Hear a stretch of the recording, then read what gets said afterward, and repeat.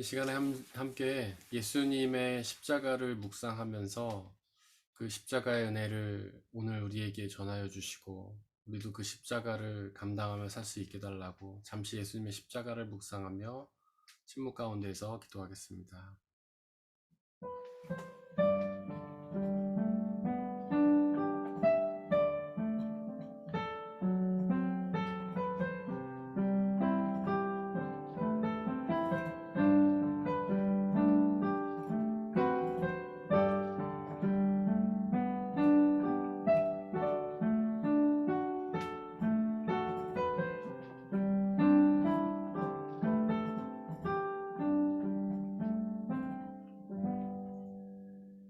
우리를 사랑하셔서 십자가를 지고 고난당하다 죽으신 예수님, 이 시간 당신의 그 십자가를 묵상합니다.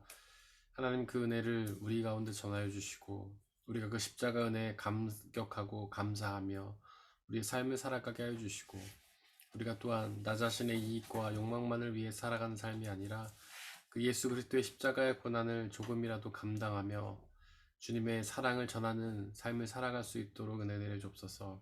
무엇보다 십자가에 감동하고 무엇보다 십자가를 사랑하며 무엇보다 십자가에 집중하며 살아가는 우리가 될 수 있도록 역사해 주옵소서. 우리 주 예수 그리스도의 이름으로 기도드렸습니다. 아멘.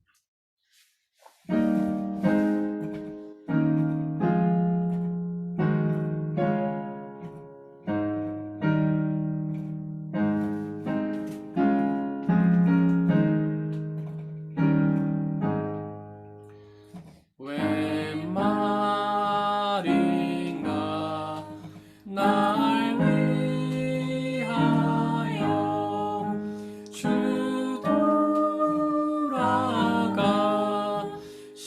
돌아가셨나. 이 벌레 같은 날 위해 그는 셨나. 내 지은 죄 다 지시고 못 박히셨으니 웬일인가 웬 은혜인가 그 사랑 크셔라. 십자가 못 박힐 때 그 해도 비리고 그 밝은 빛 가리워서 캄캄케 되었네. 나 십자가 대할 때에 그 일이 고마워. 내 얼굴 가히 못 들고 눈물 흘리도다. 늘 울어도 눈물로써 못 갚을 줄 알아. 못 받게 드릴 것도 없어. 이 몸 바칩니다.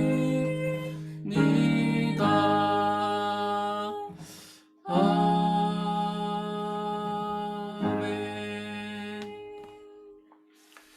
함께 공동 기도문을 읽으면서 기도드리겠습니다. 우리의 생명을 주관하신 하나님, 당신께서 행하신 모든 일은 선하고 참되고 영원하다는 사실을 믿습니다. 지금 우리 눈에 이해되지 않는 그 어떤 것들도 그 사실에 위배되지 않음을 믿습니다. 미시로부터 거시에 이르는, 한순간으로부터 영원에 이르는, 그리고 창조로부터 종말에 이르는 우주 전체를 통해서만 인식과 설득이 가능한 세상 현상을 우리가 무슨 수로 다 해명할 수 있으며 무슨 수로 다 증명해낼 수 있겠습니까? 창조주이신 당신께 간절히 간구하오니 우리로 이 세상의 단순한 논리를 뛰어넘어 하나님의 행위에 대한 참된 신뢰를 놓치지 않게 하소서. 우리 주변에서 끊임없이 일어나고 있는 불행과 무죄한 이들의 고난 앞에서 절망하지 않을 수 있는 유일한 길은 선하시고 인자하신 하나님을 향한 신뢰뿐입니다. 고난 주간의 영적인 의미가 말로 그치지 말고 우리 삶에 그대로 나타나기를 원합니다. 예수 그리스도의 이름으로 기도드립니다. 아멘.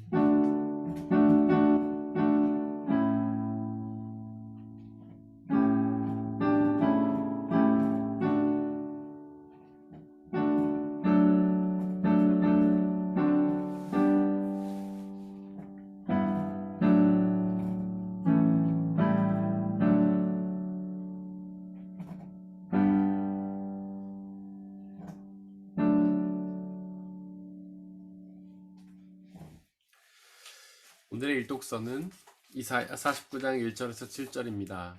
모두 주님의 말씀을 들으십시오. 우리 함께 읽도록 하겠습니다. 너희 섬들아, 내가 하는 말을 들어라. 너희 먼 곳에 사는 민족들아, 귀를 기울여라. 주님께서 이미 모태에서부터 나를 부르셨고 내 어머니의 태 속에서부터 내 이름을 기억하셨다. 내 입을 날카로운 칼처럼 만드셔서 나를 주님의 손 그늘에 숨기셨다. 나를 날카로운 화살로 만드셔서 주님의 화살통에 감추셨다. 주님께서 내게 말씀하셨다. 이스라엘아, 너는 내 종이다. 내가 내 영광을 나타낼 것이다. 그러나 나의 생각에는 내가 한 것이 모두 헛수고 같았고 쓸모없고 허무한 일에 내 힘을 허비한 것 같았다. 그러나 참으로 주님께서 나를 올바로 심판하여 주셨으며 내 하나님께서 나를 정당하게 보상하여 주셨다. 내가 태어나기도 전부터 주님께서는 나를 그의 종으로 삼으셨다. 야곱을 주님께로 돌아오게 하시고 흩어진 이스라엘을 다시 불러 모으시려고 나를 택하셨다. 그래서 나는 주님의 귀한 종이 되었고 주님은 내 힘이 되셨다. 주님께서 내게 말씀하신다. 주님께서 이렇게 말씀하신다. 내가 내 종이 되어서 야곱의 지파들을 일으키고 이스라엘 가운데 살아남은 자들을 돌아오게 하는 것은 내게 오히려 가벼운 일이다. 땅끝까지 나의 구원이 미치게 하려고 내가 너를 뭇 민족의 빛으로 삼았다. 이스라엘의 속량자, 거룩하신 주님께서 남들에게 멸시를 받는 사람, 여러 민족들에게 미움을 받는 사람, 통치자들에게 종살이를 하는 사람에게 말씀하신다. 왕들이 너를 보고 일어나서 예를 갖출 것이며 대신들이 또한 보복할 것이니 이는 너를 택한 이스라엘의 거룩한 하나님, 신실한 나 주 하나님 때문이다. 이것은 거룩하신 주님의 말씀입니다.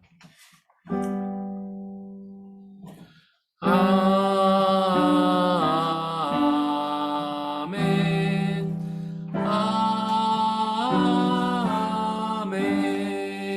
아멘. 함께 성시교독 하시겠습니다. 우리가 전한 것을 누가 믿었느냐? 여호와의 팔이 누구에게 나타났느냐? 그는 주 앞에서 자라나기를 연한 순 같고 마른 땅에서 나온 뿌리 같아서 고운 모양도 없고 풍채도 없은즉 우리가 보기에 흠모할 만한 아름다운 것이 없도다. 그는 멸시를 받아 사람들에게 버림받았으며 간고를 많이 겪었으며 질고를 아는 자라. 그는 실로 우리의 질고를 지고 우리의 슬픔을 당하였거늘 우리는 생각하기를 그는 징벌을 받아 하나님께 맞으며 고난을 당한다 하였노라. 그가 찔림은 우리의 허물 때문이요 그가 상함은 우리의 죄악 때문이라.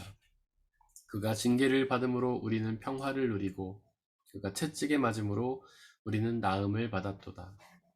우리는 다 양 같아서 그릇 행하여 각기 제 길로 갔거늘 여호와께서는 우리 모두의 죄악을 그에게 담당시키셨도다. 아멘. 오늘의 이독서는 고린도전서 1장 18절에서 31절입니다. 모두 주님의 말씀을 들으십시오. 십자가의 말씀이 멸망할 자들에게는 어리석은 것이지만 구원을 받는 사람인 우리에게는 하나님의 능력입니다.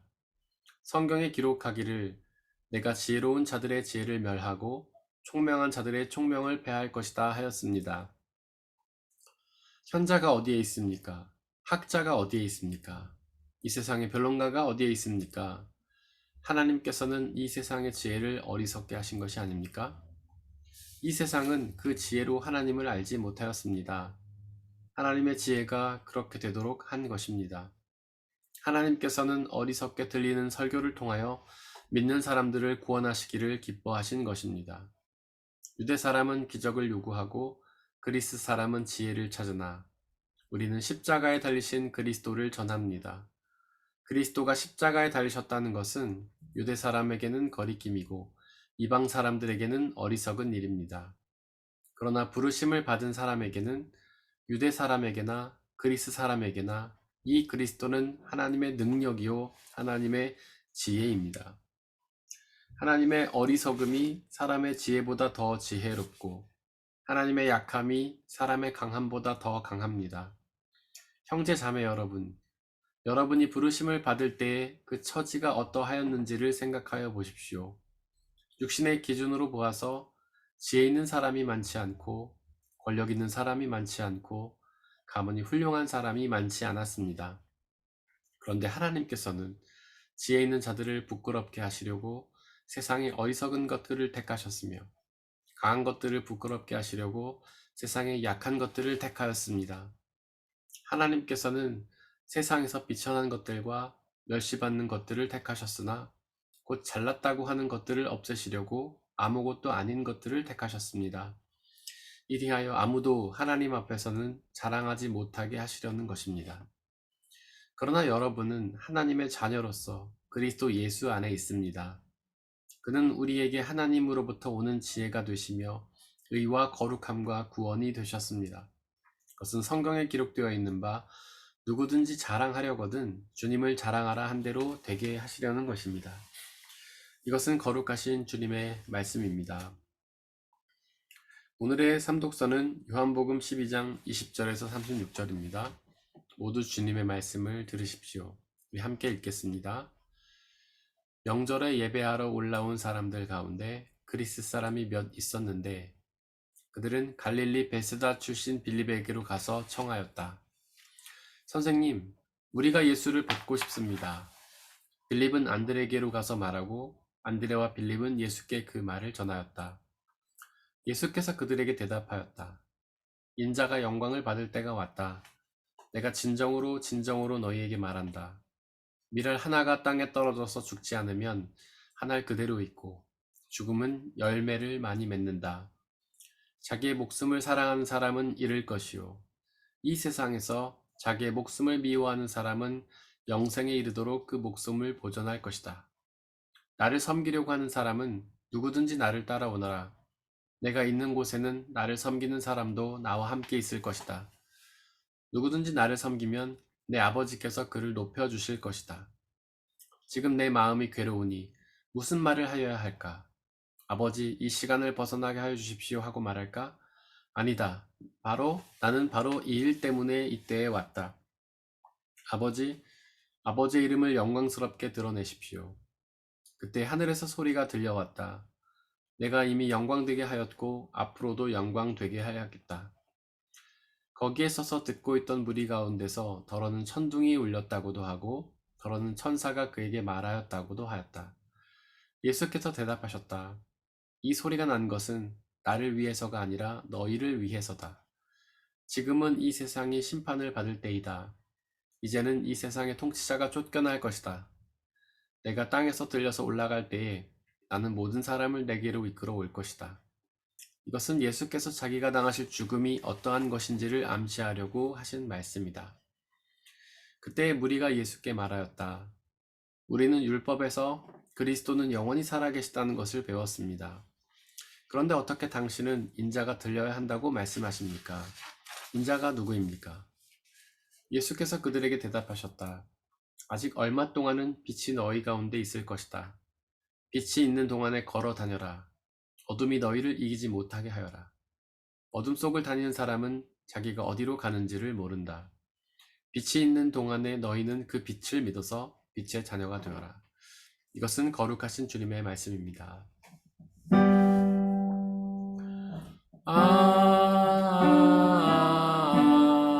아멘. 아멘. 함께 기도하고 주님의 말씀을 나누도록 하겠습니다. 말씀으로 역사하시는 하나님, 이 시간 우리에게 말씀하여 주시고 우리에게 십자가의 비밀과 능력을 말씀하여 주시옵소서. 하나님, 그 말씀을 통해 그 십자가의 능력을 깨닫고 온전히 믿고 의지하여 그 십자가가 주시는 죄사함과 구원과 영원한 생명의 은혜를 받아 누리게 하여 주옵소서. 비록 세상의 삶을 살면서 무뎌진 우리의 눈과 마음과 귀지만 이 시간 열어주시고 하나님의 말씀을 온전히 사모하며 그 말씀의 바다에 풍덩 빠져서 말씀이 주신 놀라운 은혜들을 받아 누리게 하여 주옵소서. 우리 주 예수 그리스도의 이름으로 기도드렸습니다. 아멘. 우리 그리스도인들은 십자가를 믿는 사람들입니다. 우리는 아주 십자가를 영광스럽게 생각하죠.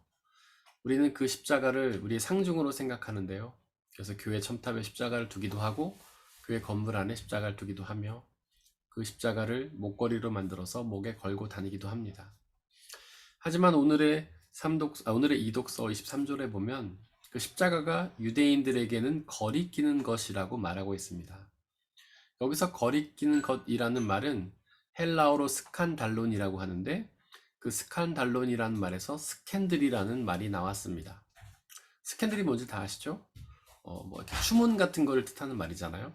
뭐 성 스캔들이라든지 뇌물 스캔들이라든지 뭐 재벌이나 정치인들이 행하는 그런 좋지 않은 소식들을 우리가 스캔들이라고 말하지 않습니까? 그것들은 사람들이 비난하고 거부하며 싫어하는 문제가 되는 부적절한 행동들을 의미하는 것입니다. 즉 십자가는 유대인들에게 있어서 그렇게 사람들이 거리껴하고 싫어하는 문제가 되는 그런 것들이었다는 것이죠. 도대체 왜 유대인들은 그 십자가를 그렇게 거리껴 했던 걸까요? 바로 십자가를 치신 예수님은 그들이 원했던 메시아가 아니었기 때문입니다. 그들은 세속적인 메시아 왕을 기다렸습니다. 메시아가 오면은 이스라엘을 회복시켜서 독립국으로 만들고 부강한 나라로 만들어줄 거라고 기대했습니다. 그래서 그들은 메시아를 다윗의 후손이라고 불렀죠. 다윗이 어떤 사람인가요? 이스라엘 역사상 가장 훌륭한 왕이잖아요. 이스라엘 역사상 가장 부강한 나라를 이뤘던 왕이잖아요. 바로 메시아가 그의 후손으로 와서 그 다윗 왕처럼 이스라엘을 강하게 만들어줄 거라고 기대했던 것입니다. 하지만 그들이 처음 예수님 봤을 때는 그렇게 기대를 했죠. 다윗과 같은 위대한 왕이 될 거라고 생각을 했습니다. 예수님이 놀라운 기적을 일으켰기 때문이죠. 그 대표적인 기적이 바로 요한복음 6장에 있는 오병이어의 기적이 아닙니까? 예수님은 물고기 5개와 보리떡 2개로, 불떡 2개와 물고기 5마리로 수많은 사람들을 먹이셨잖아요. 5,000명의 사람들을 먹이셨죠. 그런 기적을 본 사람들이 예수님을 왕으로 삼으려 했습니다. 그 예수님을 왕으로 삼으면은 먹고 사는 데는 문제가 없을 것 같았기 때문이죠. 하지만 예수님은 그렇게 정치적인 왕으로 오신 게 아니었습니다. 바로 예수님이 예루살렘 성에 입성하실 때에 말이 아니라 나귀를 타셨다는 사실, 그것을 의미하는데요. 당시 왕이라면 말을 타셨어야 했습니다. 모든 왕들이 다 말을 탔기 때문이죠. 말은 부와 권력과 명예의 상징이었기 때문입니다. 하지만 예수님은 나귀를 타셨는데요. 그것도 보통 나귀가 아니라 새끼 나귀를 타셨죠. 그 새끼 나귀가 어떻겠습니까? 세상의 모든 새끼는 다 어눌하지 않습니까? 낙타 새끼도 마찬가지였을 겁니다. 걸음마도 떼지 못했을 확률이 높죠. 그런 자기도 걸음을 제대로 걷지 못하는 새끼 나귀가 위에 어른을 태웠으니 얼마나 그 나귀가 뒤뚱뒤뚱 거렸겠어요? 그렇게 나귀를 타고 예루살렘에 들어오시는 예수님의 모습은 왕의 모습이 아니었습니다. 우스꽝스러운 어릿광대의 모습이었죠. 사람들이 그때에 이분은 우리가 기대하던 메시아가 아니었구나라고 생각했습니다. 그래서 그 예수님을 거리껴하기 시작했죠. 바로 그때부터 예수님 따르는 많은 사람들이 예수님을 떠나기 시작했습니다. 또한 유대인들이 그 십자가를 거리켜 했던 이유는 메시아라면 놀라운 기적을 행해야 된다고 생각을 했지만 그 십자가에 달리신 예수님은 아무런 기적도 행하지 않으셨기 때문입니다. 그들은 예수님을 만났을 때 늘 기적을 구했습니다. 성경에는 표적이라고 나와 있는데 표적과 기적은 비슷한 말이죠. 약간 다른 게 있다면 표적은 기적 중에서 하나님임을 드러나는 것이 표적입니다. 그래서 유대인들이 예수님에게 표적을 구했던 것은 기적을 베풀어서 당신이 하나님이라는 사실을 증명해봐라 이런 뜻이었던 것이죠. 그들은 만날 때마다 예수님께 표적을 구했습니다. 하지만 평상시에는 표적을 많이 행하셨던 예수님이 그 유대인들, 바리새인들 앞에서는 아무런 표적도 행하지 않으셨는데요. 그러면서 이렇게 말씀하셨죠. 내가 너희에게 보여줄 표적은 오직 요나의 표적밖에는 없다. 요나의 표적이 뭔지 다 아시죠? 요나가 고래 뱃속, 물고기 뱃속에 들어가서 3일 있다가 나온 사건이잖아요. 그것은 바로 예수님의 십자가 죽으심과 부활을 의미하는 것입니다. 예수님이 죽으셔서 무덤에 계시다가 3일 만에 부활하신 사건을 말하는 것이죠. 그러니까 예수님은 바리새인들은 뭐 먹을 것을 많이 만든다든가 귀신을 쫓는다든가 죽은 사람을 살린다든가 하는 놀라운 표징을 요구했지만 예수님은 그들에게 내가 너희에게 보여줄 표징은 오직 십자가의 죽음과 부활밖에 없다라고 얘기를 하신 것이죠. 바로 그 표적이 본질적인 표적이기 때문입니다. 다른 표적들이 무슨 의미가 있겠습니까? 그때는 뭔가 좋은 것 같죠. 병을 고쳐주고 죽음에서 살려주고 귀신을 쫓고 먹을 걸 만들어주고 당시엔 좋을 것 같지만 그런 기적들은 아주 제한적입니다. 시간이 흐르면 다 잊혀져 버릴 것들이죠. 그러나 죽으심과 부활의 기적, 십자가의 그 놀라운 기적은 영원한 것입니다. 우리가 영원한 지옥에 갈 뻔했지만 그 십자가의 죽으심과 부활을 통해 우리를 영원한 하나님 나라로 옮기셨죠. 바로 그 표적이 본질적인 표적인 것이죠. 그러나 유대인들은 그렇게 우리의 삶과는 별로 관계없는 미래적인 표적을 구한 게 아니라 지금 우리가 이 시간 당장 경험할 수 있는 배부른 것, 병고침을 받는 것, 그랬던 것만 구하신 것이죠. 그들의 눈에 볼 때는 그 십자가의 표적은 표적이 아니었습니다. 그래서 그들은 그 십자가 되신 예수님을 거리껴하면서 예수님을 떠났죠. 우리도 어쩌면 그런 모습일지 모르겠어요. 우리가 주님에게 기도하는 것, 주님 이런 은혜를 베풀어 주십시오라고 말하는 것, 그런 것들이 대부분 바리새인들, 유대인들이 구하던 것이 아닌가 하는 생각이 듭니다. 병고침의 은혜를 구하거나 어떤 성공의 은혜를 구하거나 무슨 모든 일들이 형통한 은혜를 구하거나 이런 것들이 다 유대인들이 구하던 그런 기적은 아닌지 모르겠습니다. 그때 예수님 우리에게 그렇게 말씀하시는 것이죠. 내가 너희에게 보여줄 표징은 바로 요나의 표징밖에 없다. 즉 십자가의 죽으심과 부활의 표징과 밖에는 없다. 또한 유대인들이 십자가를 거리껴 했던 이유는 그 십자가 달신 예수님이 사형수였기 때문입니다. 십자가는 그 로마에서 행하던 징벌이었어요. 사형 도구였습니다. 근데 단순히 그냥 나쁜 짓을 한 사람을 매다는 사형 도구가 아니라 정치범 중에서도 아주 극악한 정말 나쁜 사회적인 큰 문제를 일으킨 사람들을 매다든 사형 도구가 십자가였습니다. 여러분들 그런 사형수를 누가 좋아하겠습니까? 모두가 거리껴할 수밖에 없죠. 게다가 신명기 21장 23절에 보면은 율법이죠. 구약 성경입니다. 거기에는 나무에 달린 사람들은 함께 저주를 받았다라는 표현이 있어요. 나무에 달린 사람, 십자가에 달린 사람을 의미하는 것이죠. 그분은 하나님께 저주를 받은 사람이라는 표현이 있습니다. 이거는 인과보적인 사고 방식에서 나온 건데, 근데 그런 말씀에 익숙했던 유대인들, 십자가에 달린 사람들은 다 하나님께 저주를 받았다고 생각했던 사람들이 볼 때 예수님은 하나님일 수가 없죠. 하나님의 아들일 수가 없죠. 그 예수님이 십자가 달리시기 전까지만 해도 그들은 하나님이라고 믿었을지도 모르지만 그분이 십자가에 달리는 순간 저분은 하나님께 저주를 받는 분이구나. 하나님께 벌을 받는 분이라고 생각해서 그분을 거리껴하게 된 것입니다. 그들만을 나쁘게 생각할 건 없어요. 우리도 비슷합니다. 우리도 사형수를 구원자로 믿을 수 있겠어요? 무기징역수를 구원자로 믿을 수 있겠습니까? 어느 날 갑자기 무기징역수가 언론 인터뷰를 하면서 사실은 내가 예수님이 다 구원자다라고 말하면 그 누가 그걸 믿겠습니까? 다 콧방귀 일으키죠. 그것처럼 십자가는 거리끼는 것입니다. 스칸달론이에요. 그런데 이 독서 24절에서는 어떻게 선포하고 있냐면 그 십자가가 하나님의 능력이라고 말합니다. 모든 유대인들이 다 거리끼는 십자가, 아무런 표적도 행하지 않고 무기력하게 매달려 있는 그 십자가 예수님, 그게 하나님의 능력이라고 성경은 선포하고 있는 겁니다. 어떻습니까? 이 성경의 선포가 굉장히 동떨어진 이야기처럼 들리지 않아요? 그렇게 십자가에 달려서 처참하게 죽어가는 예수님이 어떻게 하나님의 능력이라고 말할 수 있을까요? 여기서 능력이라는 말은 헬라어로 디나미스라고 합니다. 그것은 하나님만의 능력을 의미합니다. 그것은 기적을 베푼 능력이 아니에요. 왜냐하면 기적은 하나님이 아닌 다른 종교나 미신에서도 일어나기 때문이죠. 오직 하나님만의 능력은 바로 생명 창조의 능력입니다. 하나님 외에는 그 어떤 존재도 생명을 만들어낼 수가 없어요. 그 어떤 미신도 생명은 만들지 못해요. 고칠 수는 있지만. 그 어떤 다른 종교에서도 생명을 만들진 못합니다. 현대에서 거의 신처럼 추앙받는 의술도, 과학도 병을 고칠 수는 있지만 생명을 창조할 수는 없어요. 그들이 뭐 암도 고치고 에이즈도 고치고 뭐 코로나도 고치고 다 하지만 파리 한마디를 만들어낼 수 있습니까? 불가능합니다. 바로 생명 창조의 능력은 오직 하나님만의 능력이에요. 십자가의 능력이라는 것은 바로 그걸 의미하는 겁니다. 바로 십자가에 달리신 예수님이 우리의 생명을 창조하신다는 그런 사실입니다. 죄로 인해 죽을 수밖에 없던 우리에게 영원한 생명을 창조해서 우리에게 주시는 그 능력, 그것이 바로 십자가의 능력이라는 것이죠.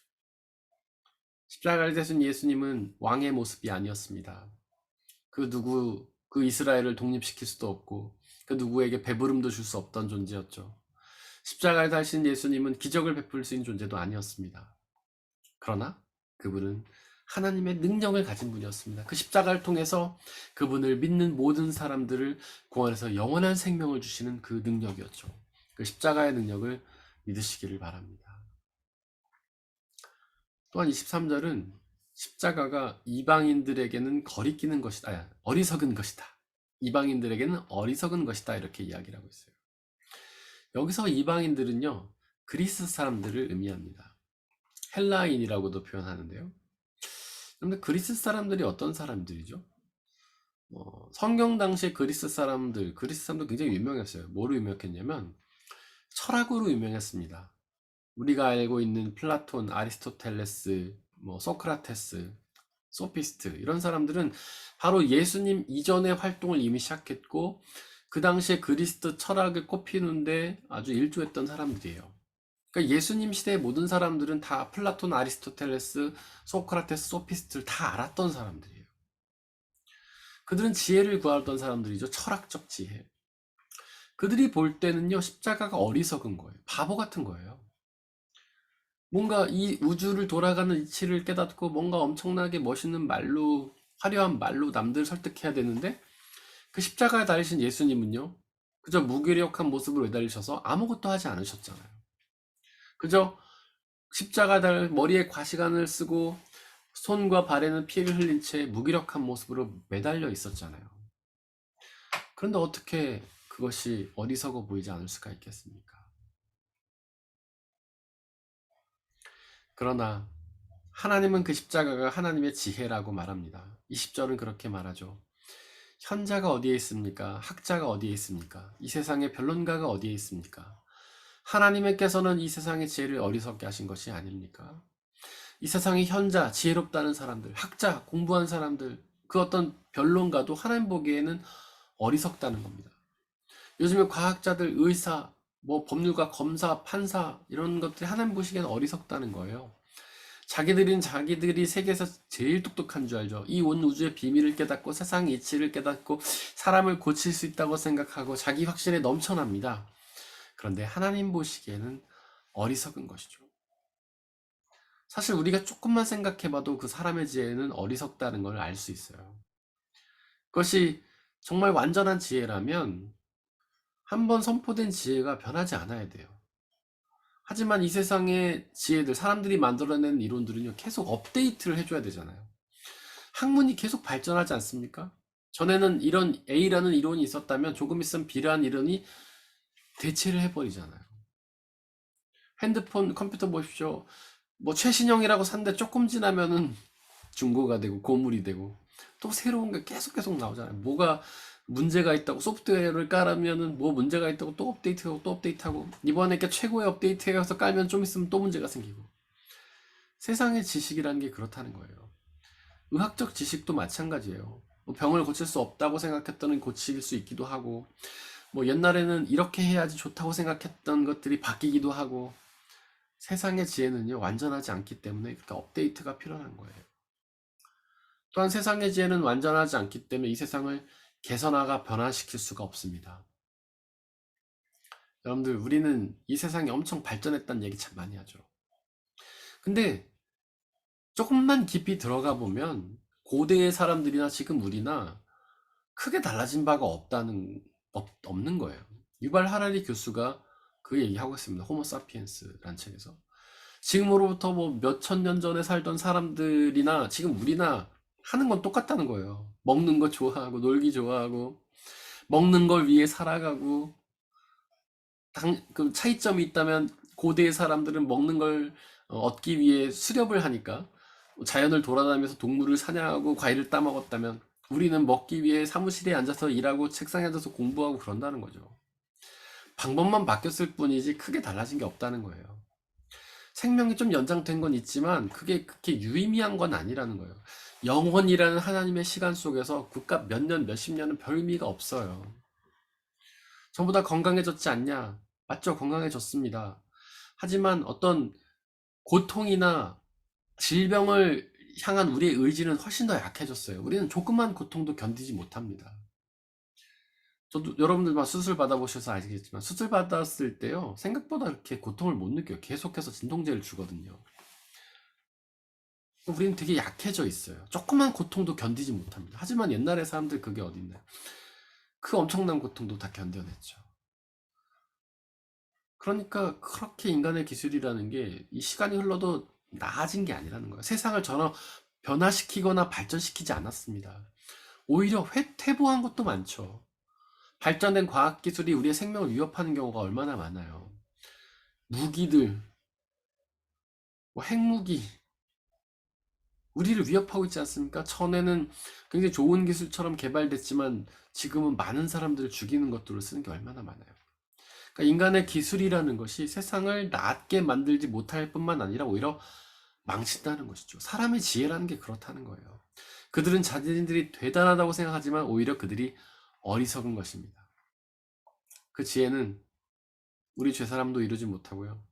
우리에게 구원도 주지 못하고 우리에게 영원한 생명도 주지 못합니다. 죽음을 피할 수 있게 만들지도 못하고요. 어떤 것도 할 수 없어요. 그러니까 오히려 사람의 지혜가 어리석은 것이죠. 또한 24절은 사람들이 어리석게 여기는 그 십자가의 그리스도가 하나님의 지혜라고 말합니다. 십자가에 달려서 무능하게 죽으신 예수님. 아무런 말도 없이 조용히 침묵하며 죽으신 예수님. 별로 아무것도 알지 못하는 것처럼 그렇게 무지한 모습으로 죽으신 그 예수님이 하나님의 지혜라는 겁니다. 왜냐하면 바로 그 십자가가 우리의 죄의 문제를 해결하고 우리의 영원한 죽음에서 건져 영원한 부활 생명으로 인도하기 때문이죠. 그 무엇보다 좋은 하나님 나라로 인도해서 거기서 영원하게 살게, 영원히 살게 만들어 주기 때문입니다. 그렇게 우리는 그 십자가를 바라보며 그 십자가를 기억하고 십자가를 믿으며 십자가를 지고 살아가야 합니다. 바로 그 십자가가 하나님의 능력이기 때문입니다. 우리를 죄에서 구원해서 영원한 생명을 줄 능력. 또한 그 십자가가 바로 하나님의 지혜이기 때문입니다. 우리를 죄에서 구원해서 영원한 부활 생명으로 인도할 하나님의 지혜. 사람들은 거리끼게 여기고 기피하는 십자가지만 그 십자가를 믿고 의지하며 살아가시기를 바랍니다. 함께 찬양하겠습니다.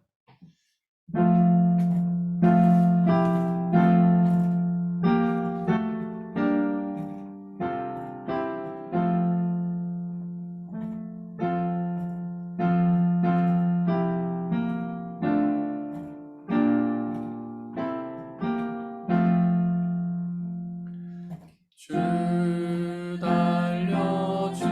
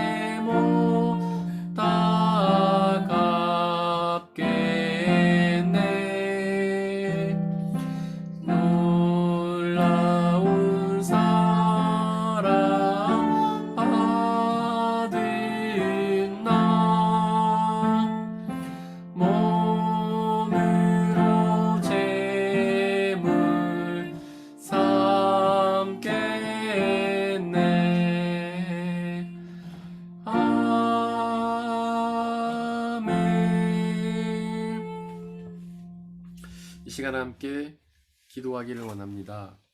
먼저 왕으로서 십자가 달리신 것이 아니라 바로 우리의 구원자로서 십자가 달리신 그 예수님을 기억하며 그 예수님을 왕으로 믿고 기적을 바라는 것이 아니라 우리의 구원자로 믿고 영원한 생명과 하나님 나라를 소망하게 달라고 기도하시기를 바랍니다.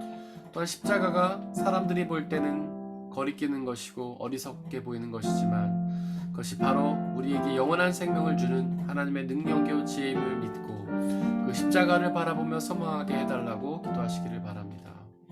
또한 그 십자가를 단순히 묵상만 하고 마는 것이 아니라 그 십자가를 지고 세상으로 나아가 그 십자가를 전하는 사명 감당하게 달라고 이 시간 함께 기도하겠습니다. 아버지 하나님, 우리가 예수 그리스도를 믿을 때에 유대인들처럼 세상의 왕으로 섬기려 했던 것은 아닌가요? 예수님을 위해 기적을 경험하고 뭔가 부와 명예와 권력을 경험하고 형탄하고 형통한 삶을 경험하려고 했던 것은 아닙니까? 그러나 예수님은 이 땅에 왕으로 오신 것이 아니라 바로 구원자로 오셨음을 우리가 믿음으로 기억하게 하여 주옵소서. 그 예수님을 통하여 세상의 가치를 얻으려고 하는 것이 아니라 바로 죄사함과 구원, 영원한 생명 얻으려고 우리가 소망하며 나갈 수 있도록 아버지 역사해 주옵소서. 그 십자가 나신 예수님을 사랑함으로 예수님 주시는 구원의 은혜, 영원한 생명의 은혜를 받아 누릴 수 있도록 아버지 역사해 주시옵소서. 주님, 사람들이 볼 때는 십자가가 어리석은 것이고 거리끼는 것입니다. 혹시 우리도 그 십자가를 믿는다고 말하면서도 그것을 어리석게 여기고 거리끼 했던 것은 아닌가요? 그러나 참 십자가가 주님의 지혜요 주님의 능력임을 우리가 믿음으로 고백하며 나아가게 하시고 그 십자가를 온전히 붙고 믿고 의지함으로 그 십자가가 주시는 제사함과 구원의 은혜를 받아 누리게 하여 주옵소서. 또한 그 십자가를 지고 나를 따르라고 하셨던 예수님의 말씀을 기억하며 단순히 십자가를 묵상하는 것에 그치는 것이 아니라 그 십자가를 가슴에 새기고 지고 살아가며 주님께서 고난으로 죽음으로 말씀을 전하셨던 것처럼 우리도 그렇게 고난과 죽음으로 주님의 말씀 전하는 사람은 주님의 사명자로서의 사명을 감당하며 살아갈 수 있도록 아버지 하나님 역사의 은혜를 주시옵소서. 그 십자가의 삶이 우리의 삶이 되게 하시고 십자가로 이루신 구원의 은혜를 우리도 받아 누릴 수 있도록 아버지 하나님 역사해 주시고 은혜 주시길 소망합니다.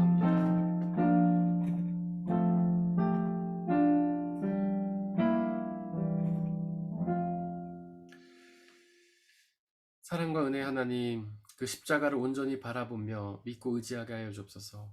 세상 사람들은 그 십자가를 어리석게 여기고 거리끼며 그 십자가를 거부하지만 우리는 그 십자가를 하나님의 능력이며 지혜임을 깨닫고 그 십자가를 믿고 의지하게 하여 주옵소서. 하나님께서는 그 십자가를 통하여 우리의 죄사함을 이루시고 우리에게 영원한 생명을 허락하시고 우리를 하나님 나라로 인도하신 줄을 믿사오니 하나님 우리가 그 십자가의 능력과 지혜를 붙잡고 온전히 살아가게 하여 주옵소서. 또한 다만 그 십자가를 묵상하며 마는 것이 아니라 그 묵상하를 십자가를 지고 의지하며 순종하며 세상 사람들에게 나아가 그 십자가의 고난을 또 죽음을 전함으로 그들도 주님의 복음을 받아 누리며 구원의 은혜를 누릴 수 있는 놀라운 은혜로 인도하여 주시옵소서. 하나님 우리의 능력으로는 십자가를 감당할 수 없사오니 성령 하나님 우리와 함께해 주시고 하나님의 능력으로 그 십자가를 감당하며 십자가가 주시는 놀라운 영원한 생명과 부활이라는 하나님의 능력과 지혜를 경험하게 역사하여 주옵소서. 지금은 우리 주 예수 그리스도의 은혜와 아버지 하나님의 한이없으신 사랑하심과 성령님의 교제하심, 위로 인도 보호하심이 우리 모든 성도님들 머리머리 위에와 그들이 속한 가정과 일터와 학업과 그들이 만나는 모든 사람들 위에 지금부터 영원토록 함께해 주옵시기를 간절히 축원하옵나이다. 아멘.